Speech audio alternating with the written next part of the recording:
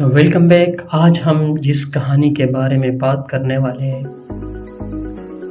ایک محاورہ، ایک کہانی، زمین پر پاؤں نہ رکھنا۔ یہ ہمارا اس متعلق دوسرا ویڈیو ہے۔ زمین پر پاؤں نہ رکھنا کے پیچھے کہانی کو سمجھتے ہیں۔ ساجد، امجد اور اسلم تین دوست تھے۔ ساجد کا تعلق ایک متوسط گھرانے سے تھا، جبکہ اسلم بہت غریب تھا۔ امجد ایک مالدار گھرانے کا پیش چشم و چراغ تھا۔ اسے اپنی مہارت پر بڑا غرور تھا، اسی وجہ سے وہ زمین پر پاؤں نہ رکھتا تھا اور گردن اکڑائے ہوئے رہتا تھا۔ تینوں دوست یوں تو بہت ملتے جلتے تھے، مگر امجد ہی دل میں اسلم کو بہت کمتر سمجھتا تھا۔ اسلم کافی ذہین تھا، اس وجہ سے بھی امجد سے اس سے جلتا تھا۔ اکثر اوقات میں ایسی بات کرتا تھا جن سے اسلم کو اپنی بے عزتی کا احساس ہوتا تھا، مگر وہ پھر بھی خاموش رہتا۔ آج اتوار کا دن تھا اور ساجد کی سالگرہ تھی۔ اس نے شام کو سارے دوستوں کو اپنے پارٹی میں بلایا۔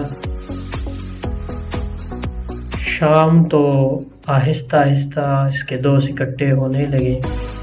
ہر دوست اپنے ساتھ کوئی نہ کوئی تحفہ لے کر آیا۔ امجد اپنی امیری کا روب ڈالنے کے لیے بہت زیادہ قیمتی تحفہ لے کر آیا اور دل ہی دل میں سوچ رہا تھا کہ اس کے تحفے ساجد کو بہت پسند آئے گا۔ ساجد اسلم کے لیے پھول کا ایک گلدستہ لایا تھا، جس پر امجد کا طنزیہ نظروں سے اسلم کو دیکھا۔ کھانے پینے کے بعد امجد نے اسلم کو شرمندہ کرنے کے لیے ساجد سے کہا، ساجد چلو تحفے کھول کر دیکھتے کون کیا لایا ہے۔ یہ کہہ کر اس نے غرور بھری نظروں سے اسلم کی طرف دیکھا، لیکن ساجد نے امجد سے کہا، نہیں یار، تحفے کھولنے کی کیا ضرورت ہے؟